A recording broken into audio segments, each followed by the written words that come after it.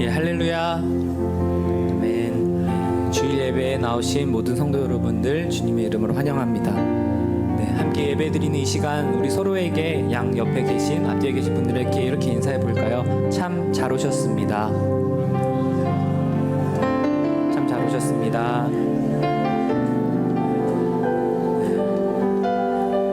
우리가 각자의 삶의 자리에서 살아내다가 이 시간 함께 이 자리에 모여 주님을 예배하는 이 시간 함께 즐거이 올려드리기 원합니다. 우리 잠잠히 주님과 함께하는 이 시간, 공동체가 함께하는 이 시간 주님의 영광을 올려드리길 소망합니다. 함께 찬양하겠습니다. 주님과 함께하는 이 고요한 시간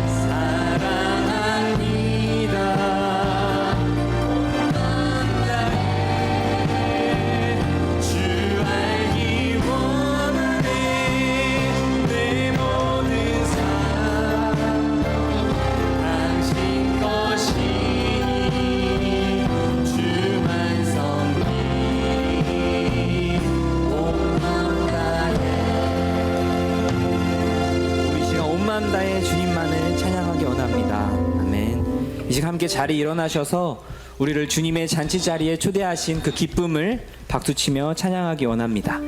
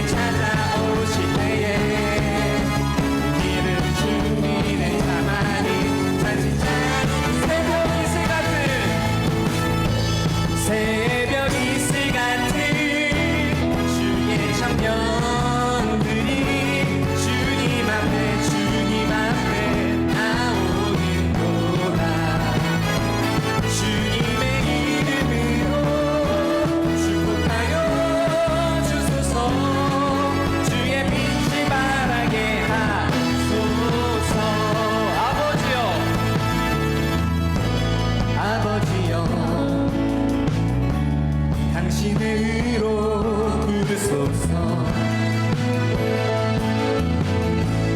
예수님이여 주의 보혈로 덮으소서. 거룩하신 성령님이여 권능으로 임하소서. 거룩한 옷을 입고 즐거이 헌신하는 주님의 백성들에게 주여 함께한 우리 모두 주님의 청년인 줄 믿습니다. 새벽 이슬 같은 주의 청년들이 주님 앞에 나오는도다. 주님의 이름으로 축복하여 주소서.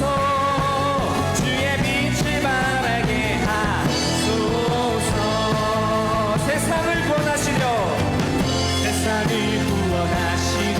아들을 주신 하나님 아버지, 한나라와 족속과 백성들의 찬양을 받으소서. 높임을 받으소서. 새벽 이슬 같은 주의 청년들이 주님 앞에 나오는도다. 주님의 이름으로 축복하여 주소서. 주의 빛을 바라게 주님의 빛을 바라게 하소서. 주의 빛을 바라게 하소서.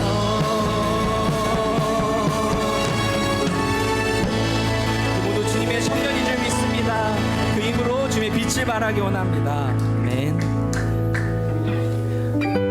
우리 이 시간 우리를 잔치자리에 초대하시고 그 구원의 사랑을 주신 지존하신 주님 이름 앞에 감사와 기쁨으로 주님의 영광을 올려드리기 원합니다.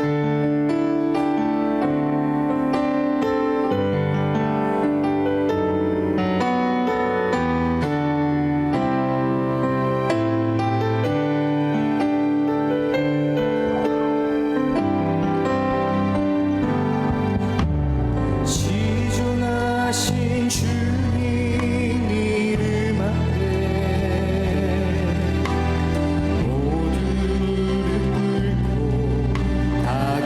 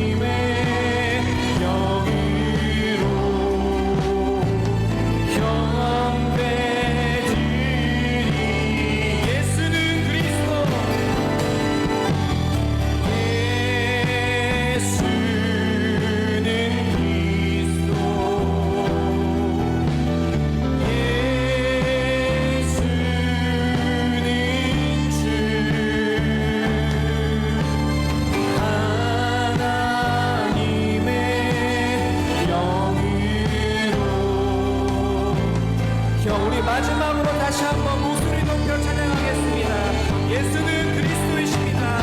네. 예수는 그리스도 찬양 예수는 주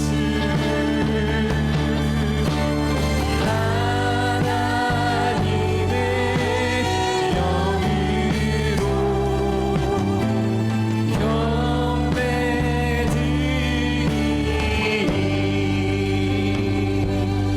우리 이 시간 함께 기도했으면 좋겠습니다. 예수님, 당신은 당신의 죽으심으로 말미암아 우리를 하나님 나라의 그 잔치 자리에 초대해 주셨습니다. 자격 없는 우리가 그 잔치 자리에 초대권을 받았고 주님과 함께 즐거이 뛰노는 걸 소망하며 이 땅 가운데 보냄을 받은 줄 믿습니다. 우리 성도가 마음이 하나 되어 교회가 하나 되어 다시 한번 우리는 이미 잔치 자리에 초대된 자임을 믿고 이 세상 가운데 삶의 자리 가운데 또 세상 사람들에게 나아가 주님의 빛과 소금, 주님의 그 그리스도 되신 복음을 전할 수 있는 자들이 되게 하여 주시옵소서. 그런 주님의 청년들이 함께 모여 주님의 복음을 선포하기 원합니다. 우리 모두 다 같이 함께 주님의 이름을 높여 올려드리며 경배드리며 함께 주님의 이름을 높이 올리며 기도하며 나아가시겠습니다. 기도하시겠습니다. 예, 주여. 예, 주님의 청년들이 이 자리 가운데 모였습니다. 주님의 자녀들이 이 자리 가운데 모였습니다. 예, 주님, 우리가 주님의 잔치 자리에 초대받은 자들임을 다시 한번 감사와 기쁨으로 경배드리기 원합니다.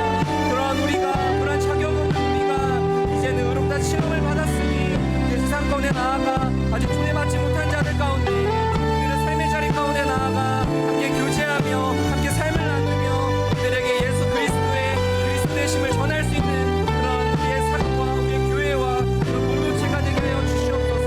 그런 사명감을 갖고 살아갈 수 있는 우리 감사 침례교회가 되게 하여 주시옵소서.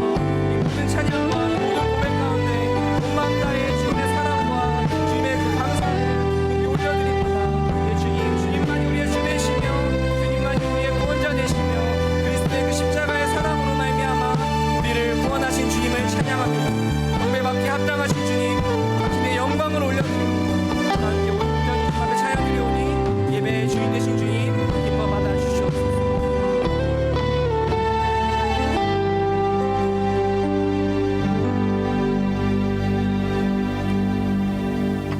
우리의 기도를 들어주시고 언제나 우리와 함께 동행해 주시는 하나님 아버지의 사랑과 능력과 은혜 주심을 찬양합니다.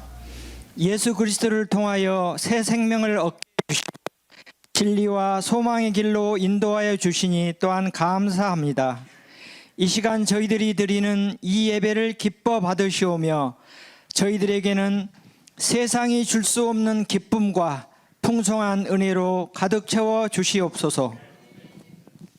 하나님 아버지, 우리가 주님께 더 가까이 나아가고 성령 충만해지길 기도합니다.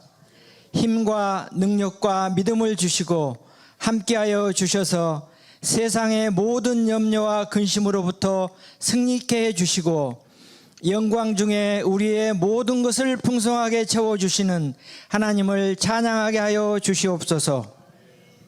7월 30일부터 8월 1일까지 진행될 제천 수련회를 위해 기도합니다. 모든 성도가 다 함께 참여할 수 있는 여건을 허락해 주시고 이번 수련을 통하여 먼저 믿는 우리가 성령을 통하여 하나가 되게 해주시고 새로운 영혼이 주께 돌아오는 놀라운 시간이 되게 하여 주시옵소서. 하나님 아버지, 전국 곳곳에 폭우가 쏟아지면서 비 피해가 속출하고 있습니다. 하나님께서 은혜와 긍휼로 함께하여 주셔서 더 큰 피해가 없도록 모든 상황을 인도하여 주시옵소서. 말씀을 증거하실 담임 목사님을 위해 기도합니다. 성령 충만함을 주셔서 그 말씀으로 우리의 심령이 새로워지며 감사와 사랑과 은혜가 넘치게 하여 주시옵소서. 모든 순서를 주님께 의뢰합니다. 예수님의 이름으로 기도드리옵나이다. 아멘.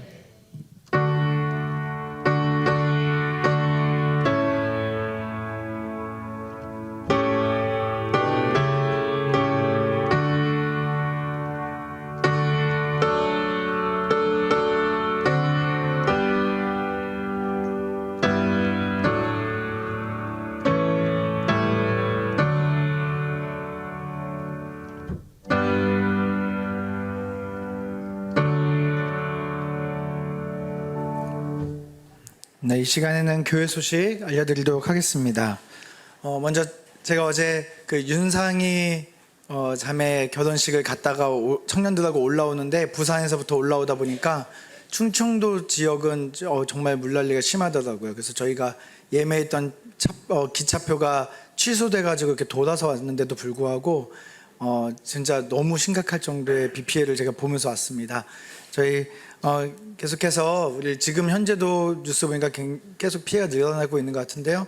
함께 기도하고 또 우리 이 일을 위해서 또 고생하는 우리 소방관들을 위해서도 함께 기도했으면 좋겠습니다. 네, 교회 소식 알려드리겠습니다. 이번 주 수요일부터 2주간은 수요 성경 산책을 대신해서 저녁 8시에 수련회를 위한 기도회로 대체해서 들려집니다. 많은 분들이 함께 오셔서 은혜가 넘치고 하나님의 임재가 임하는 수련회가 되도록 함께 기도했으면 좋겠습니다. 네, 정교인 수련회 광고가 주보에 나와 있는데요. 특별히 추가되는 광고는 준비물이 밑에 보면 나와 있습니다. 거기 수영장이 있는데 수영장 들어가실 때는 면바지 면티는 입장이 안 된다고 합니다. 그러니까 대신 꼭 수영복은 아니더라도 뭐 기능성 티셔츠 같은 거 입고 들어오시는 것까지는 괜찮다고 합니다. 그리고 가능하면 수영 모자나 그냥 일반 모자라도 꼭 쓰시는 걸 권장해 드리고요. 뭐 꼭 말씀 안 드려도 되겠지만 세면도구, 수건, 옷을 꼭 챙겨오시기 바라겠습니다. 네. 그리고 수련회비를 교회 헌금 계좌로 입금하시는 분들이 계시는데요. 자세히 보시면 계좌가 좀 다르거든요. 그래서 회비 계좌나 수련회 회비나 그리고 후원금을 내고자 하시는 분들은 교회 헌금 계좌가 아니라 주보에 나와 있는 계좌로 보내주시면 좋겠습니다. 네, 지난 금요일에 7.14 기도 대성회가 은혜 가운데 잘 마쳤습니다. 전국에서 6,000명 정도의 사람들이 모여서 또 우리 교회에서 한 13분 정도가 함께 모여서 뜨겁게 기도하고 오신 것 같아요. 우리 정창 목사님 굉장히 뜨거워지셨더라고요. 네. 좋습니다.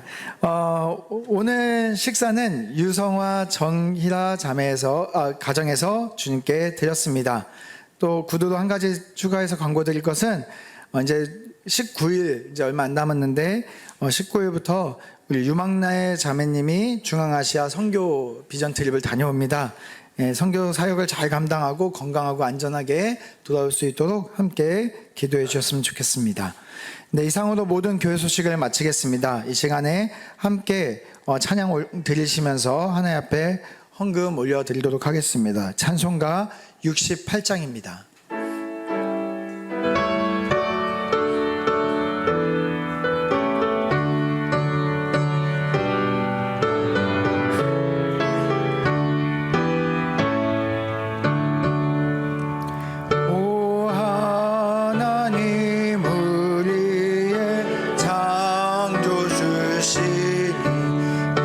주님께 귀한 것 드립니다.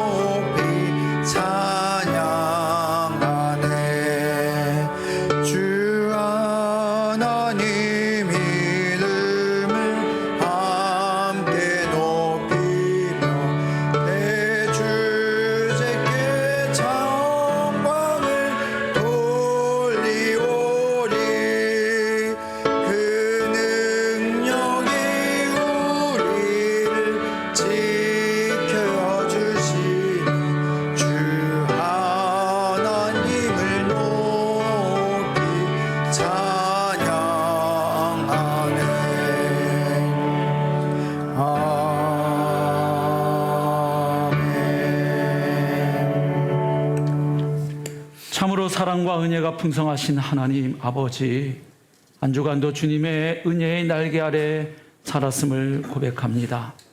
오늘도 저에게 생명과 호흡을 허락하셔서 우리를 창조하신 주 하나님, 우리를 구원하신 주 하나님 예배하는 복된 자리에 예배자로 불러 세워주시니 그 은혜에 감사하고 감사합니다. 오늘도 예배받기 홀로 합당하신 하나님께 저희들 전심으로 예배하오니 이 예배를 통하여 주님 홀로 영광을 받으시옵소서. 또한 참된 예배자를 찾으시고 기뻐하시며 그들에게 은혜와 복 주기를 기뻐하시는 아버지, 오늘도 하늘 문을 여시고 하늘에 속한 그 신령한 은혜를 사모하는 심령마다 부어 주시옵소서. 그래서 저희들 이 예배를 마치고 다시금 삶의 자리로 나아갈 때에 주의 성령께서 허락하시는 새로운 마음과 새로운 각오와 결단으로 나아가 그 삶의 현장에서 주님과 동행하며 살게 하시고 삶의 예배로 주님을 영화롭게 하는 저희가 되게 하여 주시옵소서. 하나님, 저희 자신을 헌신하며 또한 하나님께서 허락하신 물질 가운데 구별하여 예물로 올려드리나이다. 주님께서 베풀어 주신 은혜에 대한 감사의 표현으로 드립니다. 또한 하나님 사랑, 이웃 사랑의 계명에 순종하는 마음으로 드립니다. 교회 공동체의 필요, 지체들의 필요, 이웃들의 필요, 선교지의 필요를 보며 헌신합니다. 또한 우리에게 주신 생명부터 모든 것이 주님의 것임을 인정하는 예물 하나님께 드립니다. 하나님, 영광 받으시고 물질이 사용되는 곳마다 복음이 영화롭게 되며 하나님 나라의 의와 평강과 희락이, 사랑과 정의와 긍휼이 더욱 확산하는 귀한 은혜 허락하여 주시옵소서. 오늘도 믿음으로 드리고 감사함으로 자원하는 마음으로 기쁜 마음으로 드리는 그 손길 하나님 보시고 예배하신 풍성한 은혜와 복을 허락하여 주옵소서. 하나님 아버지의 보호와 인도와 공급 가운데 살게 하시고 그래서 이 땅을 하늘 자녀로 살아가게 하옵소서. 하나님 주시는 그 은혜와 축복 감사 감격함으로 누리며 살고 또 은혜와 복을 흘려보내며 살게 하옵소서. 복의 통로로 복음의 증인으로 쓰임받게 하옵소서. 감사드리옵고 예수님의 이름으로 기도하옵나이다. 아멘. 네, 이 시간에는 성경 몽독 시간입니다. 다리가 불편하지 않으신 분들은 일어나서 함께 읽도록 하겠습니다. 오늘 우리에게 주신 하나님 말씀은 누가복음 14장 12절에서 14절까지 말씀입니다. 신약성경 120페이지 누가복음 14장 12절에서 14절까지 말씀입니다. 네, 우리 함께 읽겠습니다. 다 같이 읽겠습니다.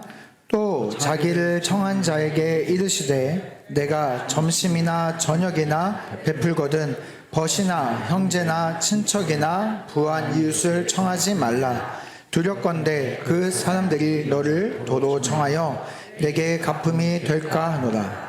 잔치를 베풀거든 차라리 가난한 자들과 몸 불편한 자들과 저는 자들과 맹인들을 청하라. 그리하면 그들이 갚을 것이 없으므로 내게 복이 되리니 이는 의인의 구원시 내가 갚음을 받겠습니다 하시더라.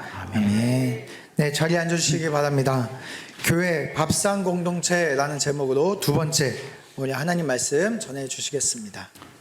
이 시간 함께 2부 예배 드리고 있는 모든 성도님들께 하나님의 은혜와 평강을 빕니다. 최근 영국은 세계 최초로 외로움부를 신설했습니다. 외로움부, Minister of Loneliness. 외로움과 고독의 문제를 국가 차원의 문제로 인식하고 정부 차원에서 대응에 나선 것이죠. 일본도 비슷한 인식하에 고독의 문제를 담당할 강요를 임명한 바 있습니다. 자, 우리 사회에서 점점 외로운 사람들이 많아지고 있습니다. 특히 지난 몇 년간 코로나 팬데믹으로 인한 거리두기와 또 비대면 문화, 그리고 아무래도 서로를 경계하는 이런 분위기가 더욱 고립을 심화시킨 측면이 있지요. 물론 온라인 소통 기술이 발달했기 때문에 새로운 관계의 가능성을 열어준 것도 사실이지만 다른 한편으로는 굳이 얼굴 보지 않아도 생활을 영위할 수 있는 그 편리함 뒤에 숨어서 스스로를 소외시키는 시대를 만든 것도 사실입니다. 세계적인 경제학자인 노리나 허츠는 고립의 시대라는 책에서 앞으로 외로움은 코로나보다도 훨씬 더 심각한 피해를 가져올 것이라고 주장했습니다. 즉 이제 전염병이 다 휩쓸고 지나가고 나면 이제 세계는 심각한 외로움의 후폭풍에 직면할 것이다. 이렇게 주장을 합니다. 그 책에서 허츠는 고립의 그 결과를 여러 부분에서 다각도로 분석을 하고 있는데요. 우선 무엇보다 외로움은 건강에 아주 해롭다는 사실을 여러 가지 구체적인 자료와 통계를 통해서 제시합니다. 그런데 그 책에서 고립의 결과 가운데 가장 중요하게 다루는 부분은 특이하게도 정치적인 문제입니다. 허츠는 세계적으로 지금 정치적인 극단주의가 늘어나는 원인, 즉 남의 견해를 수용하거나 또 입장을 헤아릴 줄 모르고 오로지 자기 주장만 아주 과격하고 거칠게 내세우는 이런 현상이 전 세계적으로 늘어나는 그 원인에 대하여 외로움 때문이라고 진단을 합니다. 즉 사회에서 자신의 자리가 없다고 느끼는 많은 사람들이 이제 강력한 이데올로기에 투항해서 거기에서 자신의 정체성과 소속감을 찾으려 한다고 설명을 합니다. 그런 여러 가지 설명을 이어가면서 허츠는 1930년대 독일의 한 청년의 섬뜩한 말을 소개하죠. 우리가 설 자리는 아무데도 없었다. 나의 조국에서조차 아무도 나를 원하지 않는다면 바로 그때 나는 히틀러를 만났다.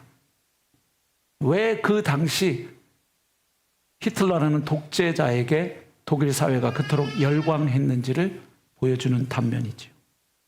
자, 이처럼 외로움과 고립은 이제 단순히 한 개인의 정서와 감정에 국한한 문제가 아니라 이제 이 사회가 인식하기 시작한 거예요. 아, 이게 인간성의 위기로구나. 경제의 위기가 될 수도 있구나. 민주주의 위기가 될 수 있구나 하는 사실을 지금 전 세계가 깨닫고 있습니다. 사실 2021년에 벌어진 미국 국회의사당 점거 그 폭동 사건도 과거에는 미국에서 상상할 수 없는 일이었어요.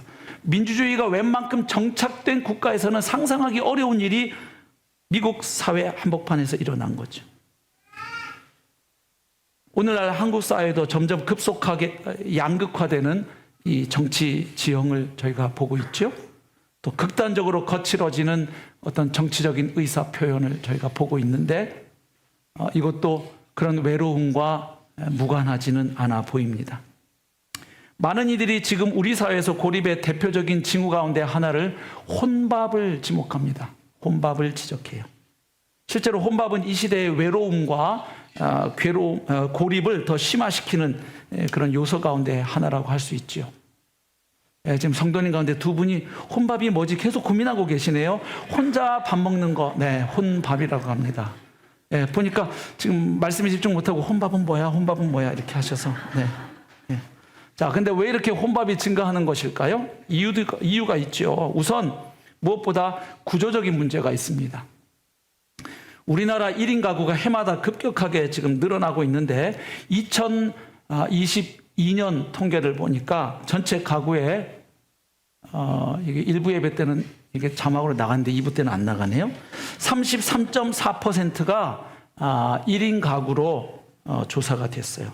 그러니까 100가정이 있다면 대한민국에 33가정은 혼자 사는 가구라는 거예요. 그만큼 1인 가구가 늘어났죠. 자, 그러면 생각할 수 있잖아요. 혼자 살다 보니까 당연히 밥도 어떻게 혼자 먹는 거죠. 자연스럽게 늘어날 수밖에 없는 구조인 것입니다. 그 다음에 구조적인 문제 외에도 라이프 스타일의 문제가 있습니다. 혼밥은 라이프 스타일의 문제이기도 합니다. 이른바 혼자 밥 먹고 혼밥, 혼자 영화 보고 혼영, 혼자 술 마시고 혼술, 이런 것들이 하나의 트렌드로 생활 양식으로 지금 자리 잡아가고 있어요. 2022년에 실시한 조사에 따르면 우리나라 성인 4명 가운데 3명이 나는 나홀로족에 가깝다 이렇게 대답했다는 거예요. 그러니까 성인 4명 가운데 3명은 나는 나홀로족에 가깝다. 문화평론가인 김원식 교수는 나홀로족은 결혼 여부나 주거 형태에 상관없이, 그러니까 꼭 뭐 결혼 안 한 사람만이 아니라는 거예요. 결혼해도 상관없고 또 뭐 꼭 저 오피스텔에 혹은 원룸에 혼자 살아야만 아니라는 거예요. 주거 형태에 상관없이 혼자만의 시간을 즐기는 사람들을 가리키는 말로서 1인 가족이나 싱글족보다 포괄적인 개념이다 이렇게 정의합니다. 자, 직장에서도 혼밥 경향이 늘어나고 있죠. 왜냐하면 직장의 그 집단주의 문화 혹은 그 정서가 함께 식사하는 것을 힘들게 하는 면이 분명히 있거든요. 물론 상사 입장에서는 아유 같이 밥 먹으러 가자고 말하는 거지만, 그러나 직원 입장에서 어떤 생각이 듭니까?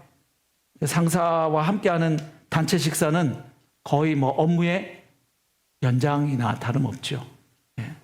그리고 식사 자리에서 대화도 일방적입니다. 그래서 핑계만 있으면 자리를 피하고 싶은 직장인들이 많아지죠. 그리고 이제 점심시간 되면 부장님이 우리 밥 먹으러 나가지 그럽니다. 그래서 먹고 싶은 거 먹어, 원하는 대로 먹어, 나는 짜장면 그러죠. 그러면 부하 직원들은 사회생활 해야 되죠. 또 점심시간을 자신만의 방식으로 유용하게 쓰고 싶은 그 마음도 사실 인정하고 존중해 줄 필요가 있지 않겠습니까? 요즘 뭐 점심시간도 잘 쓰기 위해서 일찍 10분 만에 밥 먹고 어디 공원의 벤치에 가서 조용히 뭐 명상하는 사람들도 있고, 그렇지 아니라면 기도하거나 공동체 성경 읽기 아침에 못하고 나온 거 할 수도 있겠죠. 또 공원을 걷거나 뛰기도 하고요. 우리 교회 자매님 한 분도 보니까 금요일 점심시간에는 자주 나가서 꽃을 사셔요. 그 꽃은 가족을 위한 꽃이 아닙니다. 한 주 동안 고생한 자신을 위한 꽃입니다. 참 아름답게 사는 자매님 있어요. 그래서 그 꽃을 사서 잠깐 카페에 가서 한 주간 살아온 그 치열하게 직장 생활한 삶을 이제 금요일 마지막 날이니까 한 주간 정리하신대요. 그리고 하나님의 은혜에 감사하고, 그리고 이제 저녁에 퇴근해서 그 꽃을 들고 집에 오시는 거예요. 꽃을 든 남자가 아니고 꽃을 든 여자. 참 좋지요. 한 주 동안 얼마나 특히 대한민국에서 여성이 직장 생활하는 것은 아직도 남성에 비해서는 더 힘들고 많이 나아졌지만 불리한 측면이 있잖아요. 그 한 주 동안 치열하게 살아낸 자신을 격려하는 거죠. 나쁘다 할 수 없죠. 참 좋은 건데, 어쨌든 이런 일들은 지금 우리 사회의 변화를 보여주는 거예요. 우리 사회가 집단주의 문화에서 점점 개인의 삶과 선택을 존중하는, 근데 이상합니다. 이게 왜 계속 PPT가 안 나오고 있을까요? 1부 때 다 보여드렸던 내용인데 문제가 생겼나 보죠. 집단주의에서 개인의 삶과 선택을 존중하는 방향으로 가는 길목에서 일어나는 현상이라고 볼 수 있습니다. 하지만 우리가 또 다른 관점에서 주의를 기울일 대목이 있습니다. 한국보건산업진흥원 조사를 보니까요, 새끼 모두 혼자 식사할 경우에 칼슘이나 철, 비타민 A 같은 이 필수 영양소 그 섭취를 보니까 일일 권장량의 75% 미만으로 영양 섭취 부족 상태에 빠지기 쉬운 것으로 조사가 됐습니다. 그리고 혼밥 비율이 높을수록 비만 유병률과 질병에 걸릴 확률이 눈에 띄게 올라간다는 사실을 밝혀냈습니다. 미국에서도 집에서 가족이 함께 식사하는 그 횟수나 식사하는 데 들어가는 시간이 특별히 아이들의 삶에 미치는 영향을 조사했다고 하죠. 뭐 결론은 우리가 예측하는 대로입니다. 한마디로 가족과 더 자주 밥 먹는 아이일수록 더 건강하고 성적도 좋고 의사소통 능력도 뛰어나고 부모와 친구들 간의 관계도 좋다는 사실이 입증된 것이지요. 가령 그 조사 가운데 콜롬비아 대학 연구를 보니까 일주일에 한 3번에서 4번 정도라도 충분한 시간 동안 가족이 함께 식사할 경우에 그 가정의 청소년들은 청소년 비행이나 범죄, 음주나 흡연의 가능성이 현저하게 낮더라 하는 사실을 찾아낸 겁니다. 그리고 지금 인종적으로 비교해 보면 백인들은 가족 간의 식사 횟수가 적답니다. 그런데 상대적으로 아시아와 라틴 아메리카계 가정들은 가족이 함께 식사하는 시간이 더 많대요. 그리고 보니까 그 아이들이 훨씬 더 가정적이고 안정된 어른으로 자라난다는 사실도 알게 된 거예요. 그래서 지금 오히려 미국 같은 데서는 이 아시아의 집밥 문화를 부러워하는 서양인들이 늘어나고 있다는 거예요. 근데 역설적으로 정작 우리나라에서는 그 문화가 급격하게 사라져버리고 있죠. 물론 혼밥의 이점도 있는 것 같습니다. 가령 입시 공부나 취업 준비 등으로 정말 1분 1초를 아껴 써야 하는 사람 입장에서는 이 혼밥이 대단히 효율적입니다. 그렇죠? 왜냐하면 사람이 함께 한다. 그것은 기쁨만 있는 게 아니거든요. 상당히 에너지가 들어가고 부담이 있는 것도 사실이거든요. 예, 서로 간의 어색함도 견뎌내야 하지요. 또 밥 먹다 보면 내가 별로 하고 싶지 않은 대화, 싫어하는 대화에 이렇게 함께 해야 할 수도 있잖아요.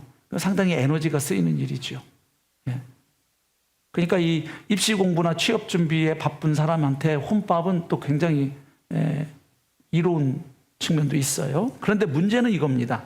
그런 부담되는 상황을 계속 피하고 혼자 계속 식사하다 보면은 이게 함께 먹는 이 시간을 견딜 수 있는 정신의 근육이 자꾸 약해지는 거죠. 그리고 관계가 계속 축소될 수 있고 그러다 보면 자신도 모르는 사이에 고립에 이를 수 있는 거죠. 최근 제가 이규리의 안녕 편의점이라는 시를 읽었는데 한번 좀 소개하고 싶습니다. 이 시대에 도시 안에서 외롭게 혼자 살아가는 사람의 마음을 잘 보여주는 시입니다. 안녕 편의점 제목입니다. 다가와 악수를 청하는 사람이 있었는데 면발 위에 뜨거운 물을 부을 때나 커피를 저을 때까지도 생각나지 않았다. 나는 잘 살지 않았으므로 누가 아른 채 하면 두려움이 많았고 먼저 나가주기를 기다리지만 바깥은 혹하게 더웠으니 대신 무심한 편을 택하기로 했는데 오늘은 무더위가 할인 품목이며 고립과 우울이 1+1이라는 정보를 흘려주고 있다. 당신은 누구입니까? 우리 각자 다른 1인이 되어 절연과 독거의 푸른 꽃즙을 빨며 이곳으로 숨어 들었을 터인데 무엇보다 내가 나를 알까 돌아서는데 일몰이 어둠에게 자꾸 안녕하냐 안녕하냐 그딴 거 묻지 않기로 해요. 이런 시입니다. 누군가 자신에게 아는 척하는 것이 굉장히 귀찮고 부담스럽고 불편하게 느껴지는 그 마음이 잘 나타나 있지요. 또 편의점에서 혼자 밥 먹고 있는 나와 그런 나를 인정하고 싶지 않은 나의 마음도 잘 보여주고 있죠. 예. 물론 이게 혼밥에 이렇게 참 쓸쓸하고 슬픈 면도 있지만 혼밥에 또 힐링의 측면도 있긴 있죠. 영화 리틀 포레스트를 보셨나요? 거기 보면 주인공 혜원이 서울 생활에 지쳐서 고향으로 내려옵니다. 그리고 시골집 텃밭에서 이제 나는 자료로 아주 정성껏 요리를 해가지고 그 다채로운 음식을 먹는 게 영화의 주된 내용이에요. 그래서 절대로 배고플 때 그 영화 보시면 큰일 나요. 예. 계속 밥 먹어요. 예. 근데 그 영화에서 주인공이 이제 갑자기 내려와서 친구들이 묻죠. 야, 너 왜 고향에 갑자기 내려왔냐? 그랬더니 이 혜원이 대답합니다. 배가 고파서 그래요. 근데 그녀가 고향 내려오기 전에 서울에서 어디에서 일을 했는가? 편의점에서 일을 했어요. 여러분, 편의점은 굶주리지 않을 만큼의 그 음식이 삼각김밥부터 시작해가지고 온갖 도시락까지 쌓여 있는 곳이 편의점입니다. 최근에는 막 삼계탕, 삼계죽도 있습니다. 편의점에 가면. 대단합니다. 근데 무슨 말이에요? 그런 편의점 음식이 자신의 허기를 채워줄 수 없었다는 거죠. 그래서 그 영화에 보면 이제 정성껏 그 텃밭에서 나는 제철 재료를 가지고 막 엄청 막 요리를 해요. 그래서 도대체 엄청 손님을 모시나 보다 하면 결국 혼자 먹습니다. 뭐 자기를 위로하는 거겠죠. 꼭 나쁘다고 할 수 있겠어요? 부득이하게 혼자 밥 드셔야 되신 분들은 그렇게 좀 나를 대접해 가면서 여유 있게 음악도 틀어놓고 드실 수 있죠. 고생한 나를 대접해 주는 것도 필요하죠. 자, 그런데 기억할 게 있어요. 우리는 그렇게 밥만 먹고 살 수 없다는 거예요. 내가 살기 위해서는 나를 보고 웃어주는 누군가의 미소가 필요한 거예요. 힘들 때 수고했다고 내 등 두들겨주는 사람이 필요해요. 내가 막 불안해할 때, 다른 사람들도 지금 불안해하고 있구나. 그런데 그 불안한 존재들이 함께 서로 등 맞대고 살아갈 수 있는 거구나. 그걸 느끼게 해주는 관계들이 필요하죠, 사람에게는. 자, 이런 시대 상황 속에서 교회가 밥상 공동체라고 하는 것은 어떤 의미를 가지고 있겠습니까? 지난주에 우리가 살펴본 것은 교회 공동체가 이렇게 고생하고 수고해서 함께 식사하는 것에는 단순히 그저 한 끼 밥을 때우고 지나가는 의미가 아니라 그 안에는 중요한 신학적인 의미가 있다는 사실을 확인했습니다. 그뿐만 아니라 그렇게 우리가 함께 식탁 교제에 참여하는 것은 우리 자신에게 많은 영적 유익을 준다는 사실을 확인했어요. 자, 그렇다면 오늘 우리가 살펴보려는 내용은 뭡니까? 우리 교회 공동체 이 밥상은 단지 구원받은 우리들만을, 교인들만을 위한 것이 아니라 우리 경계에 넘어서, 이 울타리와 담장 넘어서 있는 그 사람들, 특별히 이 시대 가운데 외로운 사람들을 위한 밥상이 되어야 한다는 사실을 말씀하고 있습니다.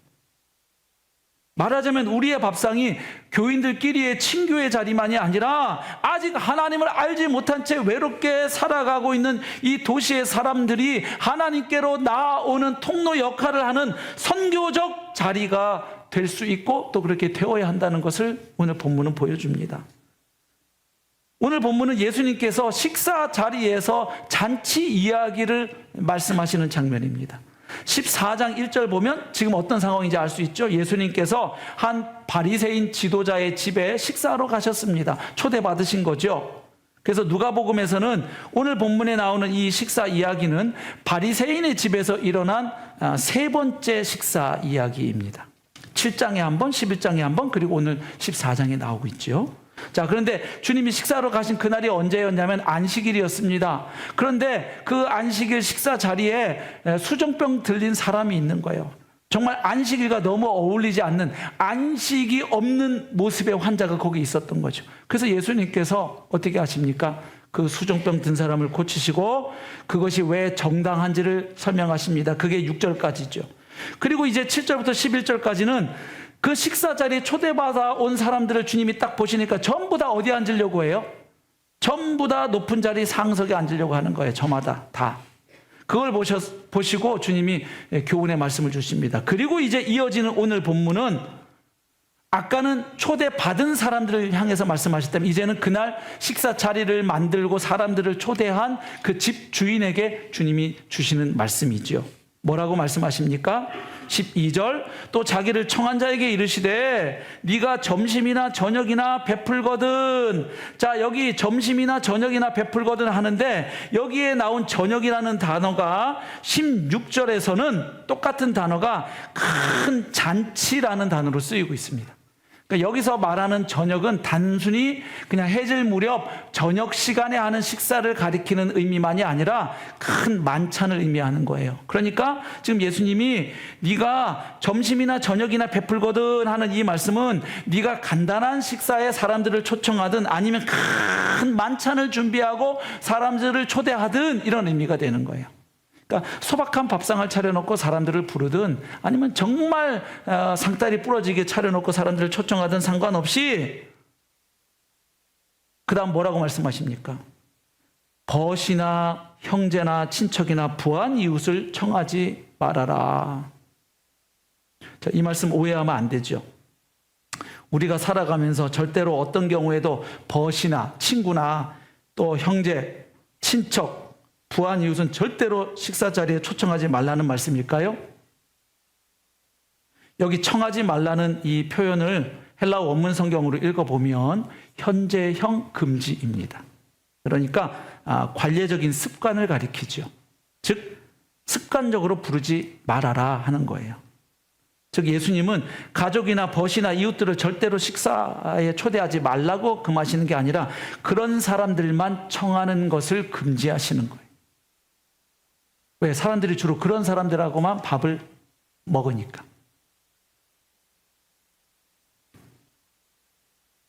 그래서 이 샘적 원에서 이 표현법이 A가 아니라 B다가 아니라 A라기보다는 차라리 B 이런 의미예요. 그러니까 식사 자리를 만들면 이런 사람들보다는 차라리 이런 사람들을 초대해라 이런 뉘앙스죠.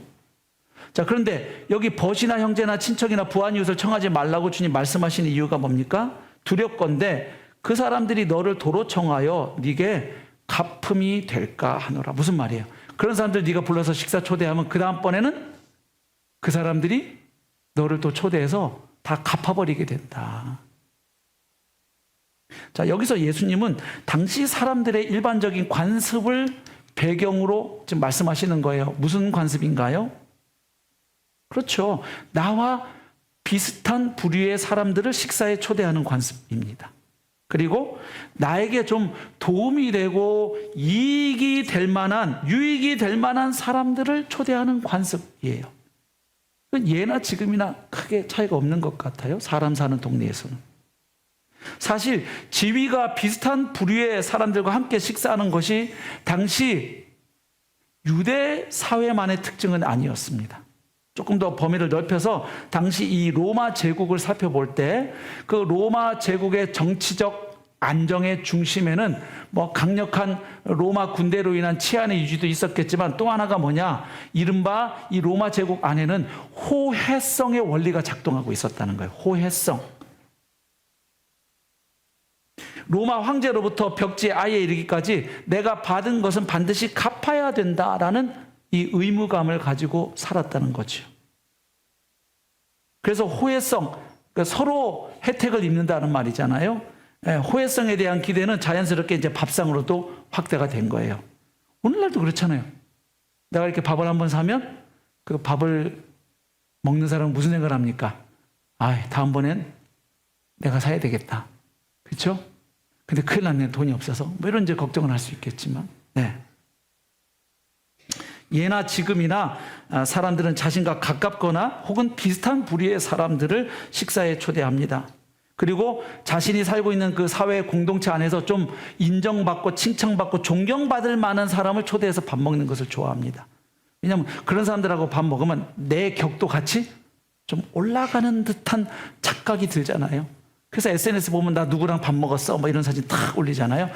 그 밑에 말은 안 썼지만 이런 거죠. 나 이런 사람이야 하는 거죠. 나 이런 사람이랑 밥 먹고 다녀 이런 거잖아요. 네. 왜 그럴까? 그 사람들은 자신에게 어떤 측면에서든 보답을 줄 수 있고 장차 이익과 또 영예를 줄 수 있는 사람들이기 때문이죠. 그래서 주님이 그런 사람들 초청하지 말고 13절에 보면 잔치를 베풀거든 차라리 가난한 자들과 몸 불편한 자들과 저는 자들과 맹인들을 청하라. 유대 사회에서 좀 배척받던 사람들이죠. 소외된 사람들. 그리고 구약 성경 레위기에는 이런 사람들은 제사장이 될 수도 없는 규정이 있었는데 유대 사회는 그걸 더 확장해 가지고 아예 이런 사람들은 함께 식사하지도 못할 사람들로 여기는 그런 정서가 있었던 것이죠. 그러니까 지금 예수님이 뭘 지적하는 거냐면 당시 사람들이 식사 자리에 누군가를 초대한 행위가 다분히 거래와 투자로 여겨지고 있는 것을 지적하시는 거예요. 거래인 거죠. 투자인 거죠. 미래를 위한. 그래서 주님이 강조하는 단어가 갚음이라는 단어예요. 네가 이런 사람들 초대하면 그 사람들은 다 너한테 갚아버린다. 그러니 이런 사람들을 초대해. 왜? 그 사람들은 너에게 갚을 수가 없거든. 그러면 너에게 갚지 못하면 상을 누가 계산해서 주신다는 거예요? 하나님이 주신다는 거죠. 14절 보면 그리하면 그들이 갚을 것이 없으므로 네게 복이 되리니 이는 의인들의 부활 시에 네가 갚음을 받겠습니다. 그게 너에게 복된 일이다.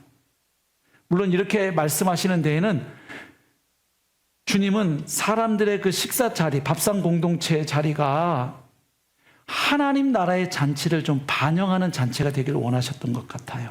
왜냐하면 그 이어지는 말씀을 보면 그래요. 주님이 이제 그런 사람들을 대접하면 부활 시에 하나님이 갚아주신다 그러니까 15절에 한 사람이 밥 먹다가 그런 말을 하거든요. 야, 그러면 하나님 나라에서 떡을 먹는 사람, 밥 먹는 사람은 얼마나 복될까요? 그러니까 주님이 그 다음에 또 무슨 말씀해요? 어떤 사람이 잔치를 열었다. 그리고 사람들을 초대했다. 근데 사람들이 이런저런 핑계를 대고 안 온 이야기를 하죠. 거기 보면 2번 초청합니다. 왜냐하면 당시 문화에서 실제로 이중으로 초청하는 게 일반적인 관습이었어요. 처음에 초청할 때에는 약속을 잡고 그다음에 이제 명단을 파악하기 위해서 쫙 초청을 합니다. 예, 처음에 예약을 위한 거예요. 그리고 이제 딱 잔치가 시작되기 직전에 또 한 번, 2번째 초대를 합니다. 그건 뭐냐면 이제 잔치 시작을 알리는 초대가 되는 거예요. 근데 초대받은 사람들이 전부 뭐 이런 핑계 저런 핑계 내면서 아유 나는 못 가겠다. 그러니까 주인이 어떻게 합니까? 그 잔치 자리가 텅텅 비어요. 그러니까 야 그러면 나가가지고 이런 사람들 평소에 전혀 식사 자리 잔치 자리에 초대받지 못하는 사람들을 강권해서 데려다가 내 집을 채우라. 그러니까 하나님이 여시는 잔치를 비유로 말씀하시는 거죠. 이 사람도 자기가 마련한 잔치 자리에 이렇게 비어 있으면 초대받지 못한 사람들을 초대해서라도 그 자리를 채웠다면 하나님은 얼마나 더 그렇게 하시겠느냐. 하나님이 여시는 잔치에 오히려 그 자리에 제일 먼저 들어올 것 같은 바리새인이라든지 서기관들이라든지 이런 사람들은 들어오지 않고 오히려 유대사에서 아예 저 사람은 아닐 거야 하는 사람들이 오히려 그 하나님 나라의 잔치에 역설적으로 참여하는 모습을 뒤에 얘기하십니다. 그러니까 주님은 지금 이런 사람들을 초대하지 말고 저런 사람들을 초대해라 이 말씀 안에는 이 식사 공동체가 밥상이 어떤 자리가 되기를 원하시는 거냐? 은혜의 원리가 이끄는 그런 밥상 공동체, 선교적 공동체가 되기를 바라시는 거예요. 은혜. 내가 밥을 샀어요? 저 사람이 또 밥을 사서 갚아요? 은혜가 아니죠. 암묵적인 거래죠. 근데 도저히 갚을 수 없는 사람들에게 대접해라 이건 뭐예요? 그냥 은혜인 거죠. 여러분 갚을 수 없으니까 은혜 아닌가요? 여러분 십자가 대속의 은혜로 구원받아서 여러분이 갚고 있나요? 어떻게 갚아요? 왜 구원을 은혜로 공짜로 구원해 주시느냐? 값을 지불할 수 없고 매길 수가 없으니까 그런 거예요. 그게 값이 싸서 그런 게 아니라 너무 비싸서 천하 인간의 그 값을 지불할 수 있는 인간이 한 사람도 없는 거예요. 그래서 예수님이 값 지불해 놓으시고 이것을 믿음으로 받아들이도록 하나님 우리에게 말씀하신 거잖아요. 그러니까 은혜, 즉 당시 세상에 존재했던 그 상호주의, 호혜성, 거래나 투자의 원리에 의한 공동체가 아니라 이 은혜의 원리가 이끌고 만들어가는 그런 밥상 공동체를 주님이 강조하시는 거죠. 그래서 좀 그런 하나님 나라의 잔치를 반영하는 식사 자리가 되기를 원하시는 주님의 마음을 보게 됩니다. 2번째로 주님이 말씀하신 이 밥상 공동체는 지배하는 원리가 또 하나 있는데 환대의 원리입니다. 환대. 여기 예수님 말씀을 잘 이해할 필요가 있습니다. 예수님은 지금 단순히 불쌍한 사람들, 밥 못 먹는 사람들에게 그저 먹을 것 주라고 말씀하시는 게 아닙니다. 여러분 당시에도요 가난한 사람들에게 음식을 주는 일이 문제가 되지 않았어요. 다만 그것은 어디까지나 뒷문으로 이루어지는 일이었다는 거예요. 즉 그 사람들을 집으로 집 안으로 초대하는 일은 없었어요. 왜? 그러면 오염되니까. 그래서 가족을 제외하면 사람들은 대체로 자기하고 비슷한 사회 계급에 속한 사람들을 초대했고 함께 식사하기를 좋아했던 거예요. 오늘날도 크게 다르지 않죠. 그 지금 예수님은 그 굶주리는 사람들에게 밥 한 끼 먹여줘라가 아니에요. 그들을 식사 자리에, 그 식탁 자리에 뭐 하라는 거예요? 초대하라는 거예요. 당시의 사람들이 그냥 가난한 사람들 저 뒤로 그냥 이렇게 주먹밥 하나 주고 이랬던 것처럼 그냥 굶지 않게 해줘라가 아니고 식사 자리에 초대해서 함께 식탁에 마주 앉아 식사할 것을 말씀하시죠. 그건 그 사람을 환대하는 의미가 있어요. 그냥 먹을 거 줘라가 아니에요. 여러분, 우리가 구제사에게 중요한데, 그러나 구제할 때 주의할 점이 있지 않습니까? 구제하면서 이런 메시지를 주면 안 되죠. 당신을 도와주고 있는 나는 유능하고 당신들은, 나에게 도움을 받는 당신들은 무능해. 난 당신을 위해서 뭔가 할 수 있지만 당신 아무것도 못하지? 이렇게 하면 안 되잖아요. 만약에 저희 교회가 강서구에 어떤 소년, 소녀 가정 돕는다고 장학금을 주면서 교회 예배 시간에 초청해가지고 여기 불러가지고 제가 장학금 전달하고 그 착각 사진 찍고 교회 홈페이지에 올리고, 교인들은 좋을지 몰라도 그 아이한테는 평생에 씻을 수 없는 수치감을 경험할 수도 있어요. 예. 또 고아원 같은 데 가가지고 교회가 라면 박스 딱 쌓아놓고 착각 사진 찍어서 또 교회 신문에, 그렇잖아요. 예. 그러니까 지금 주님 무슨 말씀하시는 거예요? 그 불쌍한 자들에 대한 연민과 동정심으로 그 우월감을 감추면서 그 우월감을 품은 상태로 그냥 이렇게 밥 한 끼 주는 거, 그거는 선심공세에 지나지 않는다는 거예요. 그들을 초대해서 함께 식탁에 마주 앉아 식사를 한다. 이것은 역학관계가 바뀌는 걸 의미해요. 내가 너를 구제하는, 넌 나의 구제의 대상이야가 아니라 당신과 나는 함께 식탁 교제에 참여한 사이입니다 라는 메시지가 되는 거예요. 그러니까 환대죠, 환대. 그래서 성경을 읽어보면 하나님의 백성 이야기에는 언제나 환대가 빠지지 않습니다. 이미 창세기에서부터 나오기 시작해요. 창세기 18장에 보면 아브라함이 새 나그네에게 발 씻을 물과 원기를 회복할 음식을 제공합니다. 그 일을 통해서 그는 하나님의 사자들을 대접하게 되고, 그래서 그 결과로 하나님의 약속을 새롭게 받게 되죠. 또 출애굽기, 레위기, 하여튼 이 모세의 율법을 보면 하나님이 자주 이스라엘 백성에게 당부하고 강조하는 말씀이 있는데, 그게 뭡니까? 너희들이 애굽에 있을 때 너희들도 나그네였다는 사실을 절대로 잊지 말아라. 무슨 말이에요? 그 이스라엘 사회에 살고 있는 난민들이라든지 이주민들, 그 나그네들을 대할 때 그들을 무시하고 학대하고 억압하고 착취하고 차별하지 말라는 거예요. 그들을 혐오의 대상, 배제의 대상으로 여기지 말라는 거예요. 너희도 그랬다. 니네들이 그래서 나그네의 그 정경을 잘 안다. 이렇게 말씀하시죠. 오늘 우리 사회에도 점점 외국인 노동자들, 또 다문화 가정이 점점 늘어나고 있죠. 앞으로 더 늘어날 것 같아요. 왜냐하면 이제는 우리만 갖고는 앞으로 계속 이렇게 출생률 이렇게 가면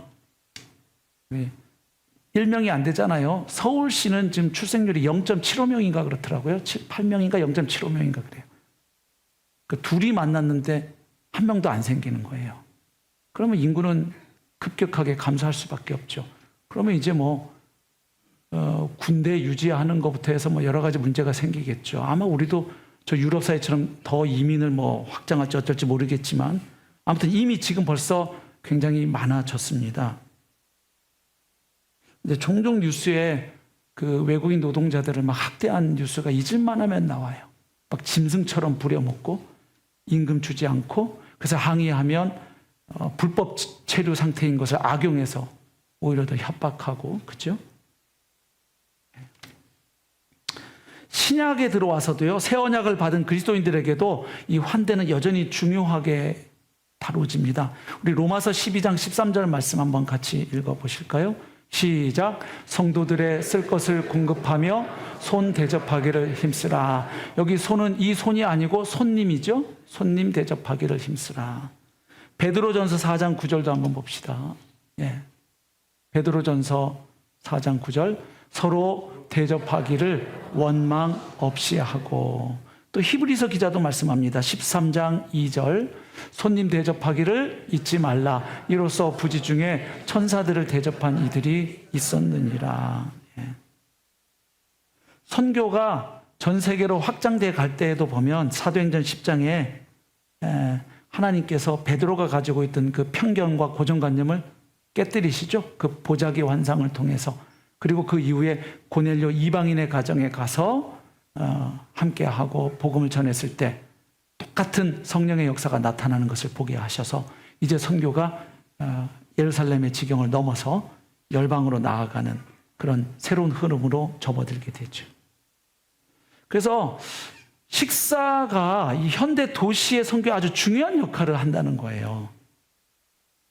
제가 책을 읽다가 이 사이먼 캐리 홀트의 한 글을 읽게 됐는데 이분은 신학자이면서도 특이하게 요리사예요, 요리사. 근데 이분이 우리가 보기에 특히 평범해 보이는 이 별거 아닌 식사 자리가 어떻게 선교에 쓰임 받는지를 이렇게 밝히고 있습니다. 한번 보시죠. 일단 제가 읽다가 중간에 한두 문장을 좀 같이 읽고 싶은데요. 자, 이분이 이렇게 말을 하더라고요. 밥상은 아주 평범하고 판에 박힌 일상적인 공간이어서 사역을 위한 공간으로서의 잠재력을 놓치기 쉽다. 기독교 선교의 핵심이라고 할 수 있는 환대는 사실 대단히 평범한 일이다. 엄청나게 복잡하지도 않고 매우 매력적이지도 않다. 하지만 우리가 밥상에서 벌이는 사역은 그 평범함 때문에 교회의 선교 사명에 더없이 중요한 요소가 된다. 환대가 하는 일은 대부분 눈에 띄지 않고 인정받지도 못한다. 기본적으로 그 다음 같이 읽어봅시다. 시작.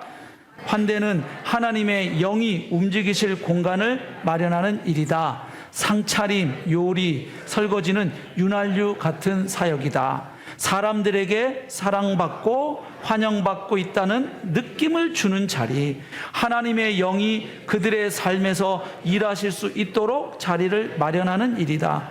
한때는 아주 평범한 일이고 그 평범하게 환대는 아주 평범한 일이고 그 평범함에 진정한 가치가 있다. 그러니까 식사를 통해서 선교가 평범한 우리의 일상 속으로 들어온다는 얘기예요. 쉽게 말하면. 왜 그런가? 우리가 복음을 전하고 섬기려고 하는 선교의 대상이 되는 분들은 대부분 바로 거기 평범한 일상 속에서 살고 계셔요. 그러니까 특별하게 무슨 막 기도원에서는 부흥집회 끌고 와가지고 전도하는 것만이 능사가 아니고 그들이 살고 있는 그 자리에 우리도 일상을 살아내는 존재로 그것을 함께 하면서 우리의 소망의 이유가 되시는 예수 그리스도에 대한 복음을 증거해 주어야 하는 것이죠. 자, 이렇게 환대는 하나님의 백성들에게 절대로 빠질 수 없는 중요한 요소인데 문제는 이게 좀 어렵다는 거예요. 쉽지 않아요. 우리에게 나름 핑계가 있습니다. 우선은 너무 부담스럽죠. 왜요? 사람들을 집에 초대한다는 것은 자신을 보여주는 일이에요. 그래서 사람들이 나의 요리 솜씨, 우리 집의 청소 상태, 인테리어, 또 우리 집의 자녀 양육 상태를 사람들이 와서 어떻게 평가할까? 이거 부담스럽잖아요. 성경은 이렇게 다른 사람들을 두려워하는 걸 사람을 두려워합니다. 이렇게 말하죠. 그거에 대한 해독제는 여호와를 경외하라. 사람들의 인정, 평판보다는 하나님의 인정. 또 어떤 이유가 있습니까? 비용이 많이 들어요. 음식에는 돈이 들죠. 환대하는 데는 시간이 들고요. 또 물건이 부서질 수도 있어요. 제가 작은 교회 방문해 보니까 어린아이들이 많이 모는 작은 교회는 막 제가 마음이 조마조마해요. 저렇게 애들이 놀다가 저러다가 다치지 않을까? 1번, 2번 저러다가 저 집에 이 컵이 몇 개가 깨질까? 아니면 이 커튼 이게 망가지지 않을까? 그리고 막 소파에서 막 뛰는데 이 막 소파가 아니라 뭐죠? 애들 이거 뛰어노는 그거 뭐라 그러죠? 그거? 그 이름 생각이 안 나네. 하여튼 막 그거 같이 뛰고 그러면 아이고 저 소파 다 무너지지 않나. 근데 참 우리 작은교회 리더분들 성령 충만하셔요. 재밌니? 이러면서 웃으셔요. 물론 웃으면서 나는 슬프다 이럴지 모르겠지만 어쨌든 그래 아이고 참 에너지가 넘쳐서 좋구나. 물론 가고 나서 주여 뭐 이렇게 할지 모르겠어요. 그러나 참 그래도 참 대단하시더라고. 우리 형제님 자매들 얼굴 인상이 안 찌그러져요. 애들이 막 뭐 엎지르고 하는데도 이그 귀여운 것들 이러면서. 네. 비용이 들지요. 근데 주님이 우리를 하나님 나라 잔치에 초대하기 위해서 주님께서 핏값을 내셨어요. 그 은혜를 입은 사람들이 우리죠. 예수님의 희생, 예수님의 사랑. 그리고 너무 또 다른 사람들 의식해서 너무 청소를 너무 깨끗하게 하는 것도 좀 생각해 볼 문제가 있죠. 여러분, 남의 집 갔을 때 너무 지저분해도 좀 불편하지만 반대로 어떨 때도 불편해요. 집에 먼지 한 톨이 안 볼 정도로 깨끗하면 이 모델하우스 같은 이 집을 누가 망가뜨릴 것 같아요? 내가 이 완벽함을 깨는 사람이 될까 봐 불안해. 그죠? 그냥 손님 모실 수 있을 만큼의 기본적인 청소하고 오시면 되는 거죠. 뭐 거창한 음식이 아니다 김밥 한 줄 말아가지고 맛있게 나눠 먹을 수도 있는 거고요. 네. 그 다음에 이제 또 하나 핑계가 너무 바빠요. 우리가 바쁘죠. 네. 왜 이렇게 바쁘냐? 내가 삶을 꽉 틀어지지 않으면 불안해지니까 우리가 그냥 바쁘게 살 수 있죠. 네, 통제의 우상을 우리가 섬길 수 있는 거예요. 또 다른 사람들을 두려워하다 보니까 뭔가 요청하고 거절하면, 요청하고 부탁하면 거절을 못해. 저도 조금 그런 성향인데 이런 사람들, 이거 착한 사람 콤플렉스 때문에 그래요. 누가 부탁하면 다 응해. 그러면 이 스케줄이 어떻게 돼요? 때로는 이렇게 주님께 여쭙고 우리가 커트하고 조절을 해야 하지요. 주님의 의견이 중요하니까. 그러니까 인정과 평판의 우상. 다른 사람들한테 착한 사람 소리 듣고 싶은 거야. 그러니까 다 요청하는 거, 부탁하는 거, 오라는데 다 가면 바쁘죠. 또 사는 게 별로 재미없고 너무 컬컬하니까 뭔가 좀 재미있는 거 없을까, 흥미로운 거 없을까, 만족을 찾기 위해서 여러 가지 시도들로 바쁠 수도 있어요. 예. 막 등산 암벽해야지, 예. 골프 쳐야지, 또 자전거도 타야지, 영화도 봐야지, 또 요리 클럽 들어가서 또 막 요리도 배워야지. 바쁠 수 있죠. 또 일이나 사역을 통해서 나를 증명하려고 하니까 바쁜 거예요.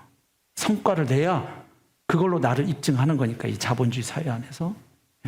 어쨌든 이런 문제들을 다 해결하기 위해서 우리가 뭐가 필요합니까? 다시 복음의 은혜를 생각할 필요가 있어요. 사람들이 나를 인정하고 평가하는 것보다 하나님이 그리스도 안에서 나를 어떻게 보고 계신지가 중요한 거 아니에요? 나의 가치와 정체성이 어디에서 찾아지는 것입니까? 근데 우리가 이 복음을 알고 있지만 놓치면 영락 없어요. 뭐 여러분만 그렇지 않아요. 목사님 저도 이 선교 사역을 위해서 이렇게 목사님들 이렇게 모임에 가면 거기는 뭐 저하고 비슷한 교회 규모의 목사님도 오시지만 10,000명이 넘는 목사님들도 많이 계시단 말이에요. 그럼 막 5만 명 이런 교회 목사님 만날 때, 또 뭐 성도 10명 때문에 힘들어하는 목사님 만날 때, 이 마음이 살짝 달라지는 걸 느낄 때마다 그날 그러고 돌아오면 그날 밤에는 그냥 못 잡니다. 주님, 제가 복음을 전하는 목사입니다. 그런데 왜 작은 개척교회 목사님 만날 때 하고 몇천 명, 5,000명 넘는 목사 만날 때 제 마음이 왜 다릅니까? 하나님, 저는 제가 아직 복음의 사람이 아닌 것 같아요. 복음의 은혜로 내 마음 저 깊은 곳까지 그 은혜로 흠뻑 적셔 주옵소서. 그 기도를 안 하고 잘 수가 없어요. 여러분도 마찬가지죠. 복음 알잖아요. 그러나 그 복음이 내 생각을 지배하나요? 그건 좀 다른 이야기일 수 있죠. 정말 예수 그리스도의 아름다우신과 영광을 우리가 주목하고 묵상할 필요가 있죠. 그리고 그분 안에 있는 나, 무엇보다 성령의 충만함과 기름 부심이 필요해요. 우리는 초대교회 그 마가다락방의 120성도들처럼 성령이 오시라고 기도할 필요는 없죠. 이미 오셨으니까. 그리고 우리 안에 내주하고 계시니까. 그렇다면 우리가 기도할 제목은 뭐예요? 하나님, 성령으로 충만케 하여 주옵소서. 성령으로 기름 부어 주옵소서. 왜? 하나님의 영이 충만하게 부어지면 그 영은 우리의 마음을 바꾸시거든요. 우리의 그 완고한 마음, 교만한 마음을 부서뜨리시고 어린아이의 살같이 부드러운 마음으로 바꾸시잖아요. 그리고 이기적인 우리의 마음을 바꾸셔서 내 거밖에 모르던 나를, 이웃을 위해 콩깍지 하나라도 나누고 싶은 마음을 성령께서 부어주시지 않아요? 네. 그런 일이 많았으면 좋겠어요. 지금 수련회 앞두고도 재정부는 비상이 걸렸어요. 물가는 엄청 올랐는데 수련회 회비는 많이 참석하시라고 5년 전 가격보다 더 싸게 만들어 놨으니 작년부는 똑같지만 나머지 모든 부서는 10,000원을 더 싸게. 그니 이거 우야 하면서 지금 전전긍긍 하는데, 그래서 전전긍긍할 게 아니고 기도해야 되겠다 해서 수요예배 2주간 기도하기로 한 거예요. 말씀의 은혜 많은 분들이 참석할 수 있도록, 안전한 수련회가 되도록 성령이 강력하게 임재하시고 역사하시는 수련회, 그리고 정말 치유와 힐링이 있는 은혜가 있는 수련회, 그리고 재정적 필요도 하나님의 방법으로 채워지는 수련회 보고 싶은 거예요. 정말 하나님 오늘도 우리 가운데 일하신다, 하나님이 하셨구나. 근데 기도하지 않고 하나님의 위대한 역사 나타나는 법이 없잖아요. 그래서 고민하고 걱정하고 이럴 시간에 기도를 하자 바꾼 거예요. 할렐루야. 기도하면 주님이 주님의 일 행하실 줄로 믿습니다. 말씀을 맺겠습니다. 우리가 복음의 능력을 다시 묵상하고 성령의 기름 부으심과 성령의 충만케 함을 받을 때 우리가 이 환대의 영이 회복되기 시작하는데, 그런 우리를 통해서 하나님이 하시는 일을 생각하면 우리가 힘들어도 이 일에 헌신할 마음이 생깁니다. 제가 전에 사역하던 교회 한 자매님에게 들은 이야기인데요. 어느 날 그 자매들이 이제 식사 당번이었던 것 같아요. 가지고 이제 모여가지고 밥을 다 먹고 다 치웠어요. 설거지까지 다 하고 행주까지 다 삶았어요. 근데 그때 몇 명 청소년들이 오는 거예요. 순간 이 자매들 머릿속엔 무슨 생각이 들까요? 저 녀석들 밥을 먹었나 안 먹었나인데 묻고 싶을까요? 안 묻고 싶을까요? 물었다가 안 먹었는데 그럼 어쩔 거예요? 지금 다 치웠는데. 그래서 서로 쭈삣쭈삣, 아이고 타이밍 죽인다. 하필 이 타이밍에 애들이 보안이 딱 먹은 것 같지는 않거든. 딱 행색이 막 다 이러고 있는데 갑자기 그 중에 한 자매님이 벌떡 일어나더니 너희들 밥 먹었니? 그러시고 이렇게 되는 거죠. 그랬더니 애들이 안 먹었어요 이런 거예요. 그랬더니 갑자기 그 자매가 벌떡 일어나더니 다시 그 재료를 끄집어내갖고 볶고 끓이고 막 음식을 하니까 나머지 자매들도 한 자매 그런데 네 해라 이럴 수는 없잖아요. 또 에휴 참네 이러면서 이제 이렇게 한 거예요. 그래서 애들이 밥을 맛있게 먹고 나간 다음에 다른 자매들이 아까 왜 그랬어? 이러고 묻는 거죠. 뭐라고 얘기하냐면 이분이 자기가 교회를 다닐 때 친구들은 다 이렇게 부모님하고 가족들이 왔는데 자기는 혼자 다녔대요.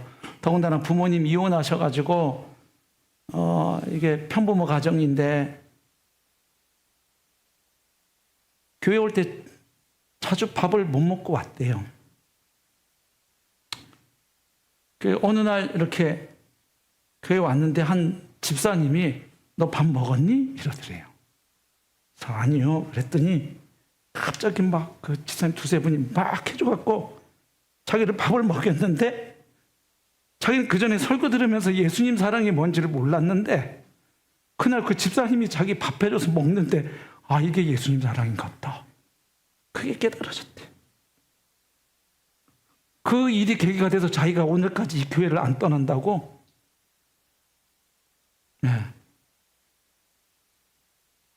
그 자매는 자기 생각이 딱 난 거예요. 그 애들이 딱 들어왔는데 내가 옛날에 밥 굶고 교회 갔는데 그 집사님들이 너 밥 먹었니? 그러니까 자기가 받은 은혜가 있는 거예요. 그러니까 그 애들이 그냥 안 보이는 거지. 밥 먹었어? 보내는 거죠. 우리가 하나님의 은혜를 받았잖아요. 환대를 받았어요. 우리는 죄인이에요. 감히 거룩하신 하나님께 나아갈 수 없는 자들이었어요. 근데 그 하나님이 자기 아들을 내어주셨어요. 그리고 그 아들의 십자가 대속의 은혜로 우리 죄를 사하시고 넌 이제 고아 아니야. 내 아들이야. 내 딸이야. 너는 지금 이 세상에서 힘겹게 살아가지만 너 그거 아니? 네가 이 장차 이 영광스러운 영원한 유업을 네가 상속할 상속자야. 너 이 땅에서 조금 돈 없다고 사람들이 너 가치를 못 알아본다고 너 비굴하게 살지 마라. 너는 내 아들이잖니.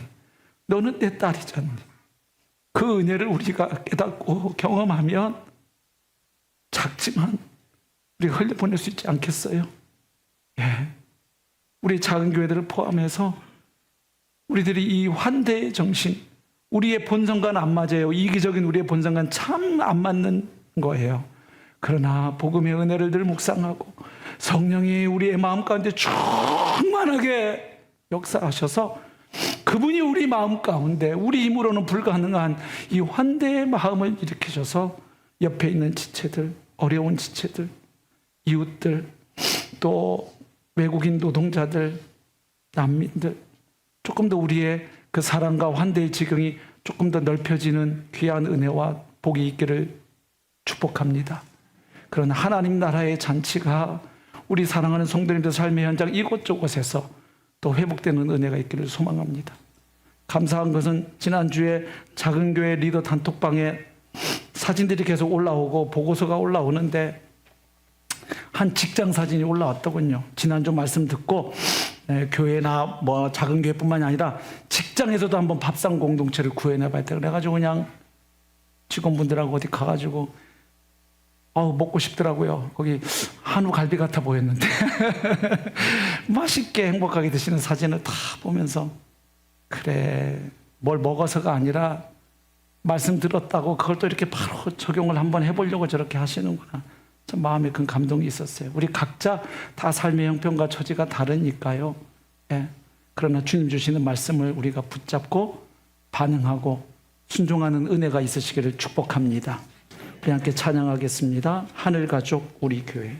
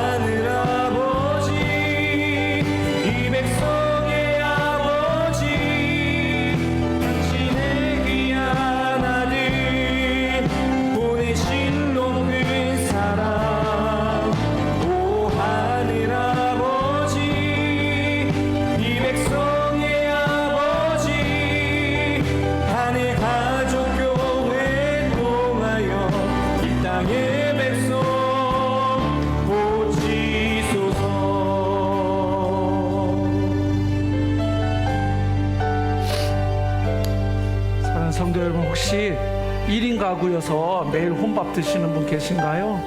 예. 그렇다면 또 내 옆에 혼밥 먹는 사람 초대해서 같이 먹을 수도 있겠죠. 또 우리들이 우리 도시 가운데 아직 예수님 모르고 생명의 떡 되신 예수님 알지 못하는 우리 이웃들, 직장 동료들, 그냥 밥 한 끼 사주고 그걸 후크로 미끼 삼아서 교회 끌고 오고 예수 믿으라고 하는 그런 거 말고요. 아, 정말 예수님 때문에 저 사람이 나를 환대하는구나, 괜히 알량아 밥 한 끼 사면서 나 교회 끌고 가려고 하는구나, 이거 세상 사람들 그냥 알아요. 교회가 그런 너무 많이 왔어요. 그런 행동, 그런 거 말고요. 정말 하나님의 형상으로 창조되었지만 아직 하나님의 거듭난 생명으로 회복되지 못한 그 영혼들을 정말 귀하게 여기고 불쌍하게 여기고 사랑하는, 그 존중하는 마음에서 나오는 그런 마음으로 라면 한 개를 먹어도 느껴지지 않겠어요? 김밥 한 줄을 먹어도 느껴지는 거지요. 그래서 우리가 하나님 오늘 좀 기도합시다. 하나님, 정말 힘들어요. 바쁘기도 하고 돈도 없고요. 그런데 뭐 나의 살기도 힘든데 뭘 환대는 무슨, 이럴 수 있지요 우리가. 그러나 하나님, 주님이 나를 어떻게 환대해 주셨는지를 제가 다시 한번 깨닫게 해주소서. 그리고 그저 내가 할 수 있는 거 그 작은 거지만 내 관심사가, 우리 가족 여기에 갇혀있는 내 관심사가 조금 이제는 울타리 넘어가기 원합니다. 하나님 도와주세요. 우리 강서교회 이제 조금씩 하나님, 우리 강서구 안에 있는 이웃들 치열하게 살아가고 있는 그분들의 삶의 현장 속으로 조금 더 들어가는 교회 되게 해주세요. 내게 있는 것 가지고 섬기는 하나님 그 일에 저를 써주세요. 그저 밥 한 끼 먹는 일로부터 시작하겠지만 그걸 하나님 사용하셔서 점점 더 선교적 삶, 선교적 공동체로 나아가도록 하나님 좀 성령님 강력하게 우리 가운데 일해주세요. 거부할 수 없는 그 파도와 같이 우리를 덮쳐주시고 성령의 불로 역사하시고 성령이 바람으로 역사하여 주옵소서. 우리 함께 기도합시다. 주여,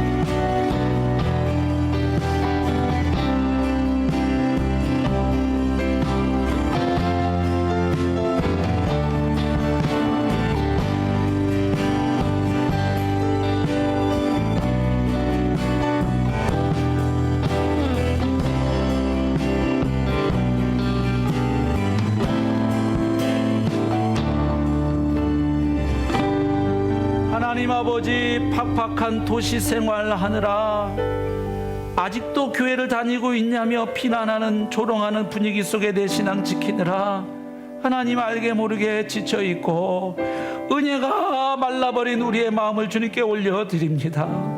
하나님, 위로부터 부어주시는 은혜가 필요합니다.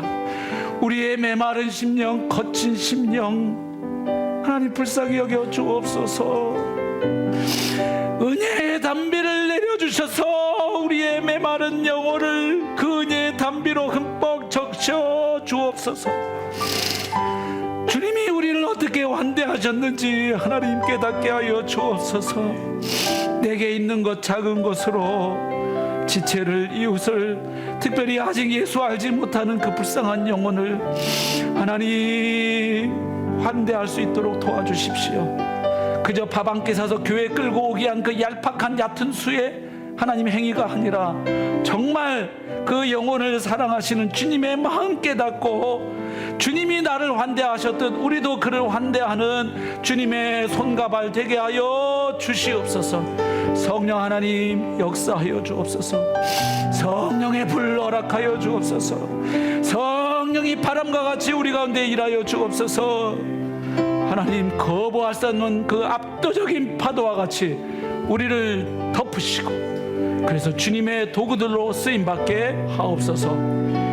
의탁드렸고 예수님의 이름으로 기도하옵나이다. 아멘.